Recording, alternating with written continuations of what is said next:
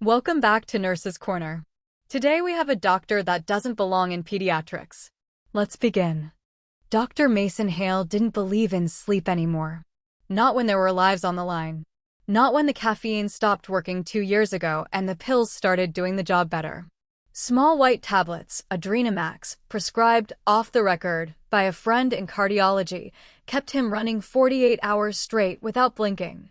They made him sharper, faster. Until they didn't. Tonight, his pulse was a freight train. He was pacing the trauma bay, heart hammering, trying to keep his hands from twitching. A young mother lay on the table, her leg mangled from a hit and run. Her little boy sat in the corner, crying softly while a nurse tried to distract him with a stuffed dinosaur.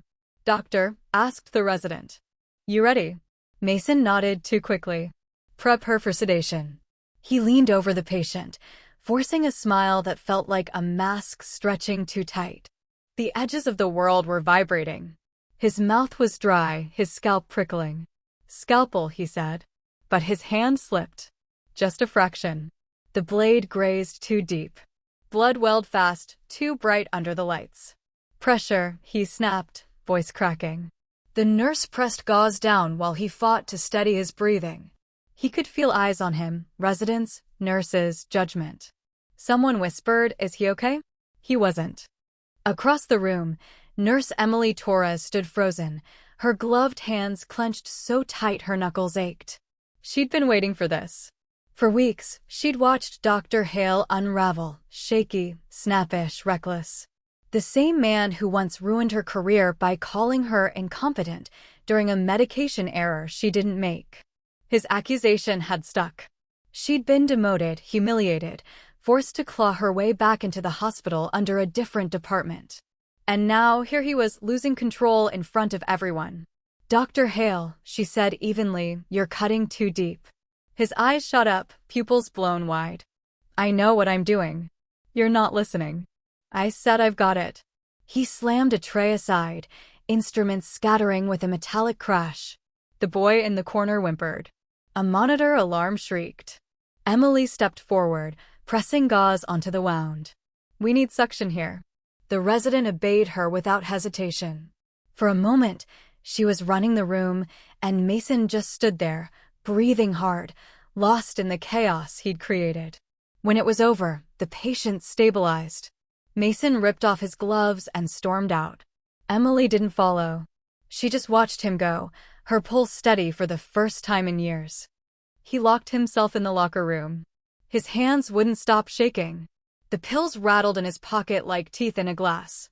He popped 2, swallowed dry. The bitterness clung to his tongue. He stared at himself in the mirror, eyes bloodshot, hair matted with sweat. "You're fine," he muttered. "You're in control." But the reflection didn't believe him. He remembered Emily's voice cutting through the noise, calm, certain, infuriating. The humiliation burned deeper than the mistake itself. She'd looked at him like she knew something he didn't. He slammed his fist into the locker. "Stay out of my way." The door creaked open behind him. It was her. "You should take the night off," she said quietly. He spun, forcing a smile. "You here to gloat?" "I'm here to make sure you don't kill anyone." His smile faltered. "You don't talk to me like that." "I just did." They stared at each other, the air between them electric with old hatred and something else, fear, maybe. Then she turned and walked out, leaving him shaking all over again. By morning, the hospital rumor mill was alive. A nurse from overnight told administration she'd seen Mason drop instruments mid-procedure. Someone else claimed he'd been sweating through his scrubs. He tried to laugh it off. "You ever do a 16-hour shift and not look like death?" he joked during rounds. But the chief, Dr. Keating, didn't laugh. "We're doing a peer review, Mason. Standard protocol." That word, review, made his skin crawl. He needed to prove himself before they could bury him. That afternoon, a code blue echoed through the speakers. Pediatric trauma. His chance. He sprinted down the hall, adrenaline already mixing with the drugs still humming in his veins. A girl, 9, maybe 10, was wheeled in, her arm twisted grotesquely from a fall. Her mother screamed for help. Mason stepped in, voice sharp and steady. "Let's set it before we lose perfusion." Emily was there again, clipboard in hand. "Doctor," she said evenly, "orthopedics is on their way." "No time. You're not cleared for." "I said no time." He gripped the girl's arm and felt his hand tremble. The girl screamed when he pulled. The bones slipped wrong. The monitor spiked. "Stop," Emily shouted, grabbing his wrist. He froze, breathing hard. The room went silent except for the beeping. The child sobbed. Emily's voice was low, controlled. "Get Dr. Patel. Now." When Patel arrived, he didn't ask questions. He just looked at the girl's arm, then at Mason. "Out." Mason backed away, throat closing. "She'll be fine," he said weakly. "Out," Patel repeated. He stumbled into the hallway, every nerve buzzing like a live wire. Emily followed him out. "You need to stop before you hurt someone else." He turned, eyes wild. "You think I don't know what I'm doing?" She held her ground.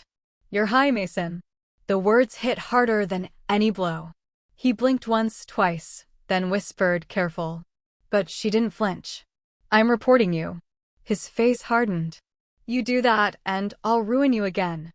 Her jaw clenched. "You already did." He didn't respond. He just walked away, the tremor in his hand worsening with every step. Mason didn't sleep that night. He sat in his car under the flickering streetlight, gripping the steering wheel so hard his knuckles went white. The pills sat in his palm to left. He rolled them between his fingers, watching them catch the light like pearls. Emily was going to report him. He'd lose everything. His license, his reputation, the illusion that still made people call him doctor. He told himself she was bluffing. She'd always been soft. Always wanted to play the hero. But the look in her eyes earlier, steady, cold, hadn't belonged to a woman bluffing. When dawn cracked, he swallowed both pills dry. By the next evening, his body was buzzing with a restless, electric focus. The tremor had shifted from his hands to his heart. He could feel every beat pounding behind his ribs like a drum. He walked into the hospital with the confidence of a man wearing armor that was cracking from the inside. Staff nodded at him. No one dared to mention yesterday's chaos. Fear and hierarchy worked faster than gossip here. At the nurse's station, Emily typed notes into the charting system. She looked up when she heard his voice. "Can we talk?" Her fingers paused on the keyboard. "I don't think there's anything left to say. Please." Her eyes narrowed. "You're high right now, aren't you?" He forced a smile. "Just tired." "Don't insult me." The air thickened between them, full of unsaid history. Finally she stood. "Fine. Let's talk outside." They ended up in the back corridor behind the suites, the one that smelled faintly of antiseptic and coffee filters. "You really want to know what I'm doing?" she asked. He folded his arms, jaw tight. "You're trying to ruin me." "No, Mason. You already did that yourself." Her voice didn't rise, but it hit like a slap. "You ruined me years ago. Remember the med error in 2019? You blamed me to save yourself. I almost lost my license." He blinked. "That was different." "Different because it was you?" He opened his mouth, but no words came. "I didn't say anything then," she continued. "I let you destroy my name." But this time, she stepped closer. "I'm not staying quiet." Something in him cracked. "You don't understand. I need this." "No, you need help." He laughed bitterly. "Help? You think rehab fixes men like me?" "I don't care if it does," she said, turning to leave. That was when his vision blurred. The hallway tilted. The fluorescent lights buzzed too loud, strobing like heart monitors in his skull. He reached out to steady himself but missed. The world swam. "Mason?" He staggered against the wall. "Just dizzy," he muttered. Emily moved toward him cautiously.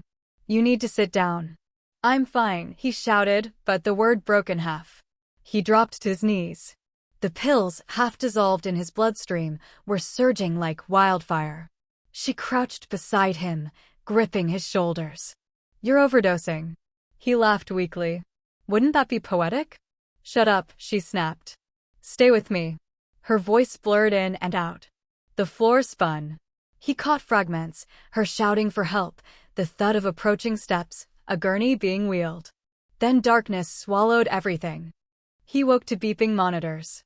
The light was soft, not surgical, but morning sunlight filtered through blinds. His arm ached where N4 ran. Emily sat by the bed, chart in her lap.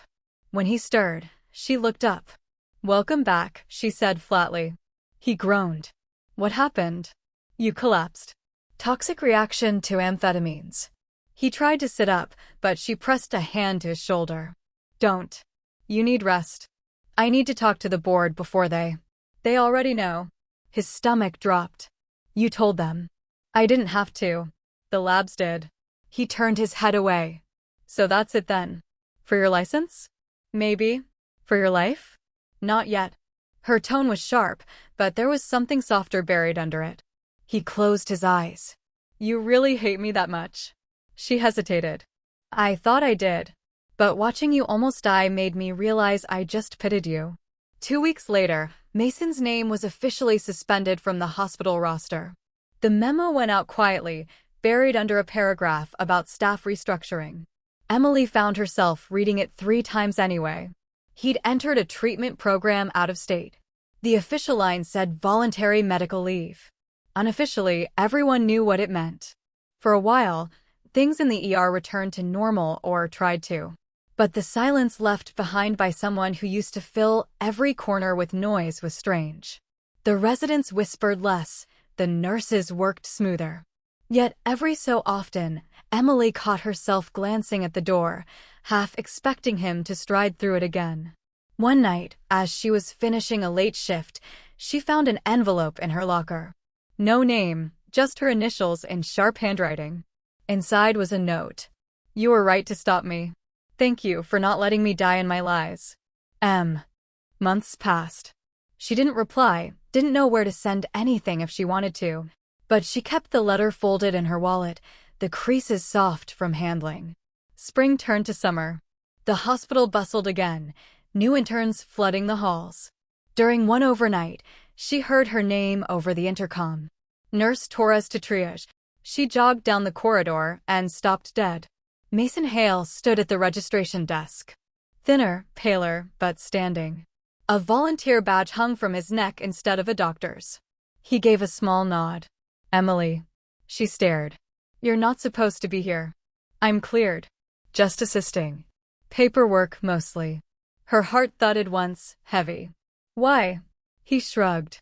"Needed to see if I could still be near this place without falling apart." "You shouldn't risk it." "Maybe not." He smiled faintly. "But it beats hiding." They ended up sitting on the curb outside the ambulance bay, just like old colleagues catching their breath between shifts. The hum of distant sirens filled the night. He broke the silence first. "You know, the worst part isn't losing the job. It's realizing the job was the only thing I was." She looked at him, seeing not the man who'd screamed orders or pointed fingers years ago, but someone hollowed out by consequence. "You were good once," she said. "Maybe I still can be. Not as a doctor." He nodded. "Maybe that's okay." They sat in silence again. Somewhere inside, the intercom called another code, another emergency, life continuing without either of them in control. When the ambulance doors opened, light spilled over the wet pavement. Mason stood, adjusting his badge. "Go save someone," he said. Emily smiled faintly. "You too." He laughed. "I'll stick to filing for now." As he walked away, she realized her hands weren't shaking anymore. The anger that had lived in her chest for years had finally gone quiet. Later, when she returned to the nurse's station, she found a folded form on her clipboard, his handwriting again, one line written neatly across the top. "The pulse between us was never hate. It was survival." She didn't cry. She didn't smile. She just placed the paper into her pocket and went back to work, the monitors beeping steadily behind her like a heartbeat she could finally trust again. Outside, the city lights pulsed with life, steady, bright, and forgiving. And let's continue to our next story. The ER was too quiet before a case. Dr. Serena Lowe always noticed that the way the hum of the vents and the faint beeps of machines filled the space where nerves hit. She'd done this 1,000 times. 10-year-old Eli Brooks, appendectomy, nothing complicated. An hour from now he'd be in recovery, playing with the dinosaur sticker she'd promised him. Serena checked the anesthesia cart, running through her mental list. Oxygen on, for flowing, propofol ready. Her hands were steady, but her head wasn't. She hadn't slept in 23 hours. The previous trauma shift had bled straight into this one. The caffeine tabs were no longer cutting it, but she told herself they did. Vitals, she asked the nurse. Normal. Pulse 84. Dr. Marcus Danner walked in, surgical cap pulled low, voice calm and clipped. He was a machine when he worked, no wasted movement, no second guesses. Serena both admired and hated him for that. Morning, Serena, he said, glancing at the monitor. Simple case. Let's make it clean. Always, she replied, but her throat felt dry. From Marcus's side of the table, it was routine. He'd done hundreds of these. The kid's vitals glowed in green on the monitor, heart rate steady, saturation perfect. He adjusted his gloves, nodded to Serena. Anesthesia in? Starting now, she said. The propofol slid through the four, milky and smooth. Eli's eyelids fluttered, then stilled. Serena's voice remained steady. Breathing mask on, good seal. Marcus made the first incision just below the navel. Everything went textbook. But 10 minutes later, something twitched. Subtle. A finger movement. Marcus frowned. Serena? She didn't look up. Probably reflex. He nodded, but a moment later, Eli's arm jerked again, stronger. Then his heart rate spiked. Stop, Marcus said sharply. The scrub nurse froze. Serena, he's moving. Her eyes widened. That's impossible. He's under. Eli's head shifted. A small, choked sound escaped his throat, not a word, but unmistakably alive. Marcus's stomach dropped. Serena's world shrank to numbers. Heart rate 120, oxygen 93, CO2 rising. She turned the vapor dial nothing. The anesthetic reservoir read half empty. Her chest tightened. Switching to manual, she said, fumbling for the emergency mask. She could hear the tremor in her own voice. Marcus's voice cut through. Fix it, Serena. I'm trying. The boy's hand twitched again, reaching toward the incision site before the nurse caught it. Marcus slammed his instruments onto the tray. Jesus Christ. The monitor beeped faster, then slower. Serena's palms were slick. She forced more gas through, checked the line, a kink near the connector. Her stomach dropped. One twist, and air hissed freely again. The heart rate leveled for 10 seconds. Then the beeping flattened. Marcus felt his chest seize. Code blue, he barked. Start compressions. Serena already had the crash cart open, adrenaline drawn. Every movement blurred into the next pads, shocks, chest compressions, silence. The child's body jolted, then fell still. Again. The nurse pressed harder, counting under her breath. Serena injected another dose. Marcus watched the monitor like it could will itself back to life. Flatline. Time warped. It could have been 2 minutes or 10. Finally, he said the words he'd never gotten used to saying. Call it. Serena's voice cracked. Time of death, 10:43 a.m. The room exhaled all at once, then nothing. Just the hum of the vents again, colder now. Marcus stepped back, staring at the small, still form on the table. He'd seen adults die in worse ways, but never like this. Never a child. Serena removed her gloves slowly, like peeling off her own skin. Her mind replayed the moment she'd seen the kink in the line, so simple, so obvious. How had she missed it? Marcus's voice broke the silence. What happened? She swallowed hard. There was an airflow block. It must have. It must have. His tone sharpened. Or you didn't check it? Her throat closed. I checked everything. He stared at her for a long moment. You didn't check that. Marcus. He turned away, ripping his mask off. This wasn't a complication. This was careless. The word landed like a scalpel. Later, in the scrub room, Marcus washed his hands until the skin turned red. He could still see the boy's fingers twitching. He'd thought the tremor was a reflex. He hadn't wanted to believe it was awareness. He'd trusted Serena, and she'd failed him, but part of him knew he'd failed, too. She appeared in the doorway. Her voice was small. His parents are here. He turned off the water, his reflection fractured in the stream. Who's talking to them? The chief and risk management. He nodded once. Good. She hesitated. Marcus, I did everything. He faced her. No, you didn't. Her eyes filled, but she didn't cry. Don't pretend you never missed something. He wanted to scream that he hadn't, that he couldn't afford to, but the truth stuck in his throat. Instead, he said quietly, a child shouldn't die because someone was tired. Then he walked past her, the smell of antiseptic clinging to both of them like guilt. And last but not least, the crash didn't sound like metal, it sounded like thunder splitting concrete. Dr. Ethan Marlowe's chest hit the steering wheel, his vision flashing white, then black. For a long moment, there was only the sound of the car's hazard lights ticking faintly in the fog. He blinked through the cracked windshield, disoriented, the smell of burned rubber and deployed airbag thick in the air. His left wrist screamed when he tried to move it. He looked down and saw the swelling already starting, the tremor he didn't want to admit was there. Someone was knocking on the window. A man's voice, "Hey, you okay, Doc?" He turned, still dazed. It was one of the nurses from his hospital, Noah Ruiz, recognizing his face even through the spider-webbed glass. Ethan forced the door open and stumbled out, one shoe lost, one sleeve torn and slick with blood. "I'm fine," he said automatically, though his voice came out slurred. "I've got surgery scheduled. I need to get to." Noah stared at him. "You're bleeding. You're not going anywhere." "I'm fine," Ethan repeated, more forcefully this time, gripping the car door for balance.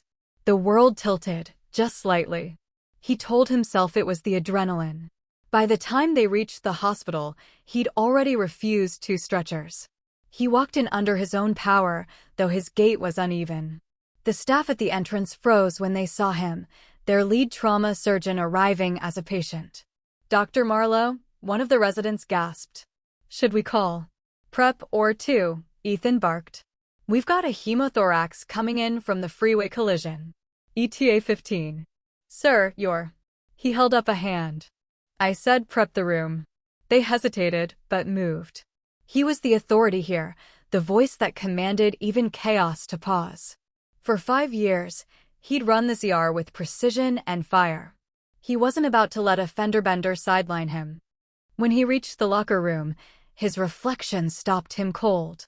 His eyes were bloodshot, his face pale under the harsh fluorescent lights. The left side of his forehead had a gash deep enough to need stitches. He dabbed at it with a towel, wincing as pain flashed sharp behind his temple. He flexed his wrist, pain again, radiating up the arm. He could still grip. That was enough. Dr. Serena Hale found him washing up in the scrub sink 10 minutes later. She'd been his anesthesiologist for years. She knew his rhythms better than anyone. "You look like hell," she said flatly.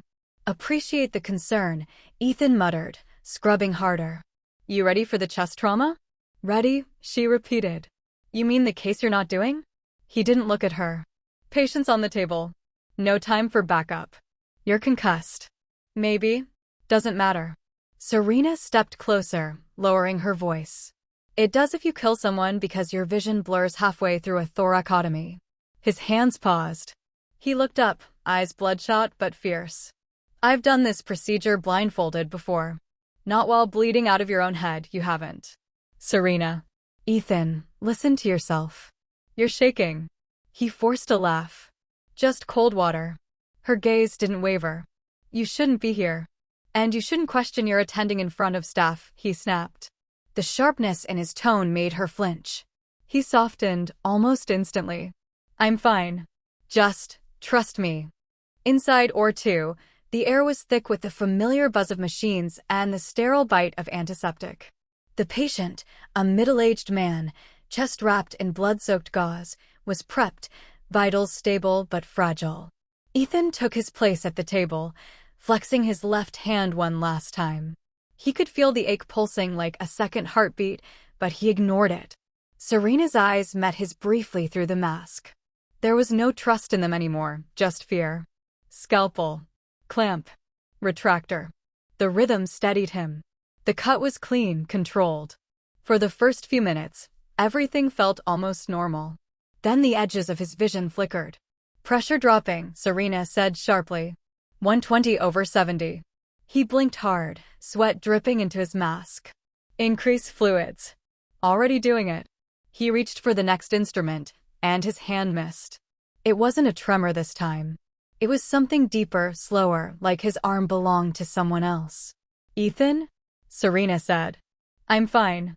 But his wrist buckled again. The scalpel clattered to the floor. Everyone froze. Dr. Marlowe? He gritted his teeth and forced his hand steady, picking up a new one.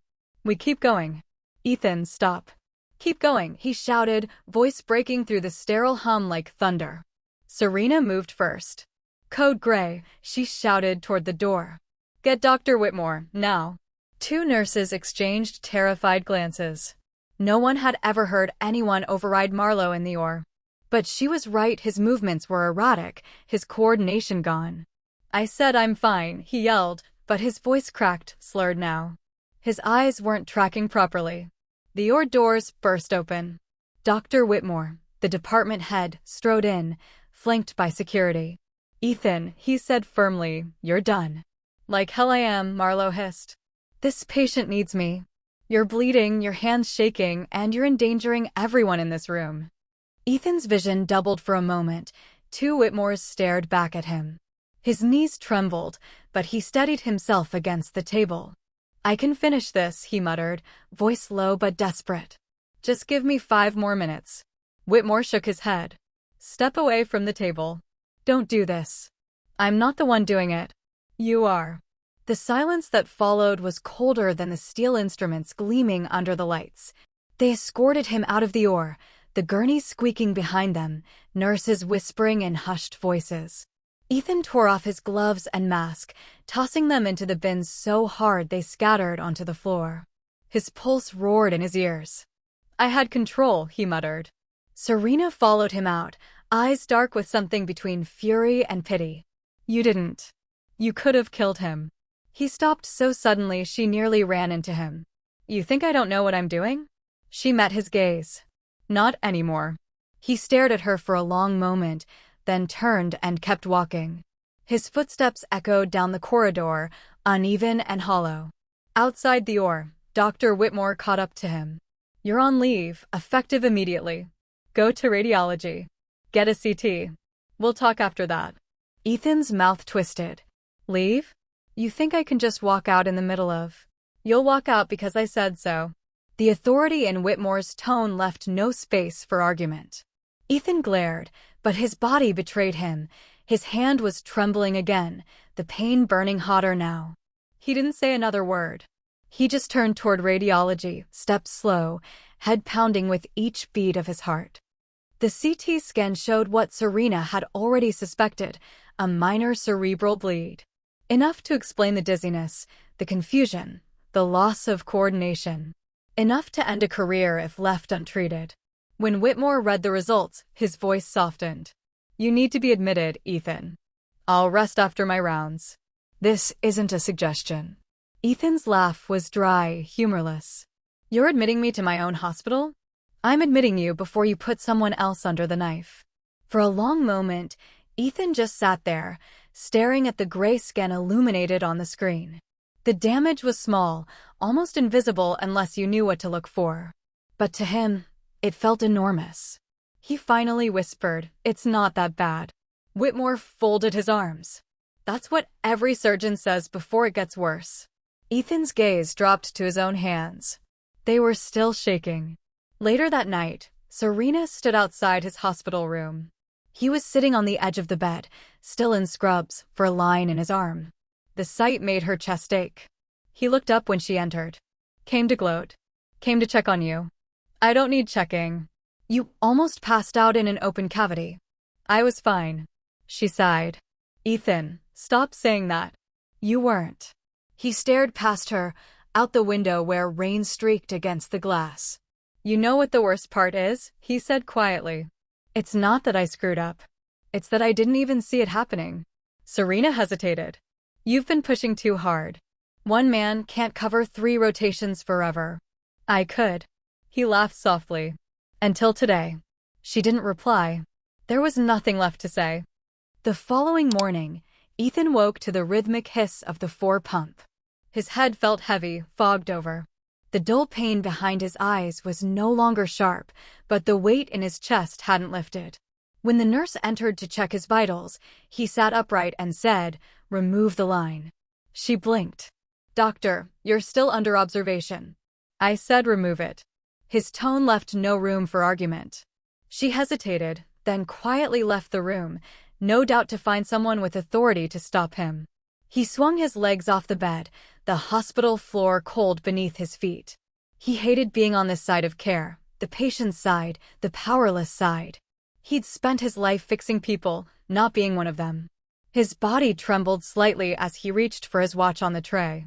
The movement sent a flash of dizziness through him, but he clenched his jaw and waited for it to pass. He was fine. He had to be fine. Serena found him 20 minutes later in the staff corridor, still wearing his patient ID band, scrubs rumpled, head bandaged. "You shouldn't be walking around," she said. "I signed myself out." She sighed. "Of course you did. I'm doing a consult with the ortho team." She stared at him, incredulous. "You've got a brain bleed, Ethan." "Minor," he corrected automatically. "Do you even hear yourself? You're not superhuman." "Tell that to the patients in the queue," he said. "They don't care if I'm tired. They care if I'm there." She stepped in front of him, blocking his path. "You're not a savior. You're just a man who almost died yesterday." His expression hardened. "Move, Serena." She didn't. "You're going to get someone killed." He brushed past her, his shoulder clipping hers harder than he meant to. "Then it'll be on me." Her voice followed him down the hall. "It already is." He made it to the surgical board. 3 cases were scheduled that morning, 1 appendectomy, 1 hernia repair, and 1 emergency vascular revision. He stared at the names until they blurred. "Dr. Marlowe," said a familiar voice behind him. "Chief Whitmore again." Ethan didn't turn. "Don't start." "I don't need to. You're making this easy for me." Ethan finally faced him. "You can't take me off my schedule." "I already did." Whitmore handed him a printed order. "Administrative leave pending review." Signed and approved. Ethan crumpled the paper in his fist. "This is insane. You came to work concussed and tried to operate. That's not dedication. That's negligence. I'm the best surgeon you've got." "You were," Whitmore corrected softly. "Right now, you're a liability." For a moment, Ethan thought he might actually strike him. The thought scared him more than the injury had. Instead, he just said, "You'll regret this," and walked away. Whitmore watched him go, then muttered under his breath, "So will you." By noon, word had spread. The great Dr. Marlowe had been benched. Some whispered pity, others quiet relief. Everyone had a story. The time he barked an order, the time he saved a life with seconds to spare, the time he seemed more machine than man. Serena heard it all from the break room. She didn't join in. Instead, she stared out the window at the rain streaking down the glass, thinking of the look on his face when he said, "It'll be on me." She'd seen obsession before, but Ethan's was different. His entire identity was stitched into the fabric of his work. Take that away, and he'd unravel. Her pager buzzed. Or 4. Emergency consult. She exhaled and went to work. She didn't see Ethan slip through the stairwell door moments later, heading toward the operating suite with determination etched into every step. He didn't need clearance. He still had access. The badge scanner blinked green when he swiped it. The smell of disinfectant and steel hit him like adrenaline. He'd always said the OR was his church, sterile, silent, sacred. Inside, a trauma team was prepping for surgery. A young girl, 16, car crash victim. Broken ribs, internal bleeding. The same kind of emergency he'd built his reputation on. The attending on duty, Dr. Patel, looked up in shock. "Dr. Marlowe?" "Step aside," Ethan said calmly, pulling on gloves. "You're not cleared." "She's bleeding out." Patel hesitated. Everyone knew Marlowe's skill. Everyone also knew he'd been pulled from duty. Ethan looked directly at him. "You're wasting time." Against his better judgment, Patel stepped back. Anesthesia's ready. Serena walked in seconds later and froze. Ethan, what the hell are you doing? He didn't answer. He'd already made the first incision. The surgery moved fast, dangerously fast. Serena kept her eyes on the monitor, watching vitals swing. BP dropping. Clamp now. Ethan barked. Her heart pounded. His voice was sharp but slurred, edges fraying. His hands moved with their usual precision, but something was off, just a fraction of hesitation too slow, the wrong angle corrected mid-cut. Ethan, stop, she said. You're not stable. I'm fine. No, you're not. He ignored her, pressing deeper. Blood welled fast, too fast. Serena's gut dropped. You hit a vessel. He froze. For a second, the entire room went silent except for the beeping that climbed into panic. Get suction, he shouted, but his voice cracked. His wrist trembled again. The suction tip slipped, scraping bone. Serena, he gasped, but she was already moving, taking over suction herself. BP's 60/40, the nurse said. She's crashing. Ethan stared at his shaking hands. I can fix it. Serena's voice rose, sharp as glass. You're done. Step back. He didn't move. Step back, Ethan. Security was called before the minute ended. Whitmore arrived 30 seconds after that. He pushed into the OR, his voice ice cold. Get him out. Ethan looked up, blood spattered on his mask, eyes wild with exhaustion and disbelief. She's dying. I can still. No, you can't, Whitmore said. You've done enough. Two security officers approached cautiously, like animal handlers approaching something wounded and dangerous. Ethan's knees buckled. His vision blurred again, the edges going dark. He swayed, catching himself on the table.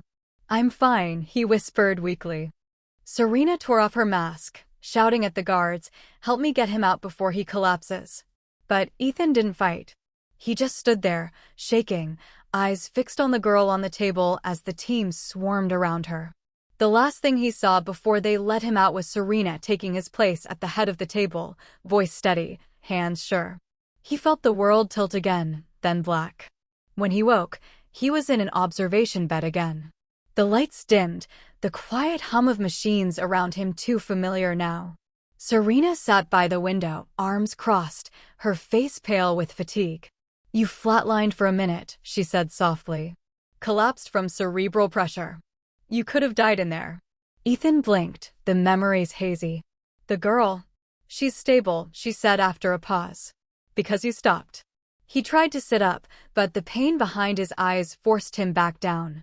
I told you, Serena said quietly, you can't keep going like this. I had control, he muttered. She shook her head. You had obsession. There's a difference. He closed his eyes. The sound of the monitor beside him felt like a cruel echo of every surgery he'd ever done, a reminder of rhythm, precision, life. Now it mocked him with every beep. He whispered, almost to himself, without this, I don't know who I am. Serena's voice broke slightly. Then maybe it's time to find out. Days passed. The hospital continued without him. He could hear it through the thin walls, pages over the intercom, rolling stretchers, muffled voices calling out codes. It was a cruel kind of torture, being close enough to the world he loved yet locked outside it. Ethan spent most of his time staring at his hands. They'd stopped shaking after a few days, but the memory of the tremor wouldn't leave him. His brain felt slower, like thought itself was dragging through syrup. Serena stopped by once each morning. She brought charts she wasn't supposed to, just to keep him grounded. But even that small kindness couldn't hide what they both knew. He crossed a line that couldn't be uncrossed. Whitmore's filing your suspension paperwork, she said one evening. He nodded faintly. I figured. They're going to want a formal statement. Tell them I overestimated myself. That's not enough, Ethan. People could have died. He looked at her then, and there was something raw behind his tired eyes. Someone already did. The next morning, a young nurse came to check his IV. She looked terrified to even meet his eyes. Word had gotten around. The great Dr. Marlowe, the surgeon who'd been dragged out of his own OR. He caught her hand before she could leave. You don't have to look at me like that. She froze. Like what? Like I'm contagious. Her mouth opened, then closed. Finally, she whispered, I looked up to you. He let go of her hand slowly. Then you should know not to make my mistakes. When she left, the silence pressed down harder than ever. He lay back against the pillow, the beeping beside him rhythmic and mocking. His mind drifted back to the crash, the jolt, the glass, the sudden stillness after impact. He remembered seeing his own reflection in the rearview mirror and thinking how strange it was to see fear on his own face. He hadn't realized it then, but that moment had already taken everything from him. Now he was just the wreck that walked away. By the end of the week, Whitmore visited. He didn't knock. He just walked in, folded his arms, and stood at the foot of the bed. Serena says you've stabilized, he said. I'm fine, Ethan replied automatically. Whitmore's jaw tightened. Don't say that. Not again. Ethan almost smiled. Old habits. You can't come back from this, Whitmore said quietly. Not here. Ethan's chest tightened. You're firing me. I'm releasing you. There's a difference. He wanted to argue, to shout, to remind the man of every life he'd saved, but even that felt hollow now. I gave this hospital 20 years. Whitmore nodded. And you nearly took it all down in one. The words hit harder than any scalpel cut. Ethan turned his face away, staring out the window. Then I guess we're done. Whitmore hesitated, then said softly, you need help, Ethan. Not punishment. Ethan didn't answer. The door clicked shut behind him, leaving the room even emptier than before. 2 nights later, Serena found him gone. His fur was pulled, the bed empty, the gown tossed on the chair. She checked the nurse's station. No one had seen him leave. Panic clawed up her throat as she raced toward the lower floors. She found him in or two. The lights were dim, the room cold, sterile. He was standing at the operating table, still in patient scrubs, gloves on his hands. The monitor was on, displaying a blank set of vitals, a ghost of what used to be. Ethan, she said softly, stepping closer. He didn't turn. I thought if I just stood here long enough, it would all feel normal again. You shouldn't be in here. He laughed quietly. That's all anyone tells me now. Come on. Let's get you back to your room. He finally turned, and she saw it, the glassy sheen in his eyes, the tremor starting again. I can't go back. You don't understand, Serena. I was supposed to fix things. That's all I ever did. You're not a machine. I was better than one, he said bitterly. Until I wasn't. She tried to reach for him, but he stepped back. I thought if I could just get through that surgery, everything would make sense again. That girl, I saw her chest open, and all I could think about was control. How it used to be easy. It's gone, Ethan, Serena said, her voice trembling. You have to accept that. I can't. Then it'll kill you. He gave a hollow smile. Maybe that's fair. She took a slow step forward. Please. Don't do this. For a moment, it looked like he might listen. Then his legs gave out. He caught himself on the table, gasping, eyes wide with pain. The room tilted around him. Serena rushed to his side, shouting for help. By the time the code team arrived, his pulse was thready, his pupils blown wide. Cerebral hemorrhage, one nurse said urgently. Get him on the gurney. Serena yelled. They moved fast, but the monitors already told the story. Ethan's body jerked once, then went still. The beeping flatlined. They worked for 10 minutes. Serena counted compressions with tears streaking down her face. The defibrillator crackled, lighting the room in harsh flashes of white. Whitmore burst in halfway through. What happened? Serena couldn't answer. Her voice was gone. Time of death, one of the nurses said softly. The silence that followed was total. The only sound left was the faint hiss of oxygen leaking from a forgotten tube. Whitmore lowered his head. Call it in. Serena stood there, hands shaking, staring at the man who had once been untouchable, now reduced to the same fragility he'd spent his life trying to conquer. She reached out, closing his eyes gently. You could have stopped, she whispered. You could have lived. But he hadn't known how. The hospital moved on. It always did. The next morning, his name was quietly removed from the surgical roster. His locker was emptied, his lab coat folded neatly inside. A memo went out citing unexpected medical complications. No one spoke of the details. Serena walked past Or2 and paused at the door. Inside, a new team was setting up for a routine appendectomy. The lights were bright, the instruments gleaming, everything reset like nothing had ever happened. But she could still feel it. The ghost of him in the air, the echo of his voice calling for a clamp, a retractor, a miracle. She stepped inside for just a moment, resting her hand on the edge of the table. It was cold. Always cold. One of the new nurses looked up. "Dr. Hale? Something wrong?" She shook her head. "No. Just remembering." Then she walked out, the door hissing shut behind her. That night, the rain came again. The parking lot glistened, puddles reflecting the glow of the emergency lights. Serena stood by her car for a long time, staring at the space where his vehicle had once been, the one from the crash that started it all. She took a deep breath, the air sharp with the scent of rain and asphalt. Somewhere, a siren wailed in the distance, another emergency, another life hanging in the balance. She got in her car, turned the key, and sat there listening to the engine hum. For a moment, she imagined him sitting beside her, cracking a dry joke, brushing off his injuries like they were nothing. Then she saw the truth instead, the exhaustion, the pride, the cracks he'd hidden for years. "Goodbye, Ethan," she whispered. And when she drove away, the rain erased the tire tracks behind her, as if he had never been there at all.